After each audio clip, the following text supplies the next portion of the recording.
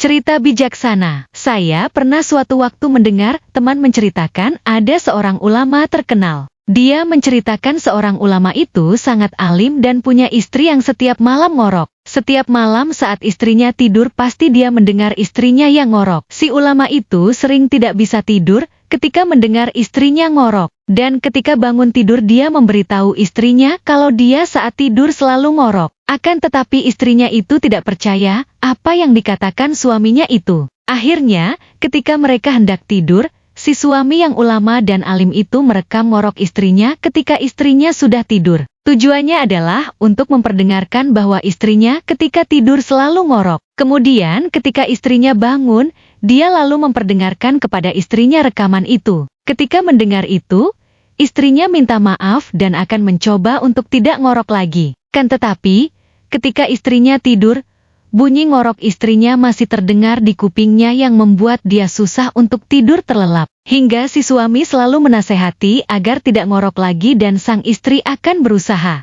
Malam terus berganti dan masih saja mendengar istrinya ngorok. Kemudian, tiba suatu malam ketika si alim itu tidak mendengar lagi istrinya ngorok dan dia bisa tidur dengan lelap dan nyenyak. Kan tetapi hingga pagi tiba, dia melihat istrinya terus saja masih tidur. Dia membangunkannya, akan tetapi sang istri ternyata telah meninggal dunia. Sang suami yang alim itu merasa terpukul dan bersalah. Sang suami sangat kehilangan istrinya. Dia juga merasa bersalah karena terus menasehati istrinya agar tidak ngorok saat tidur. Hingga akhirnya, ketika malam tiba dan hendak tidur, dia malah sangat susah untuk tidur nyenyak. Sampai akhirnya ketika mendengar rekaman istrinya yang sedang ngorok, malah dia bisa tidur dengan nyenyak. Rekaman ngorok istrinya lah yang membuat dia bisa tidur dengan nyenyak.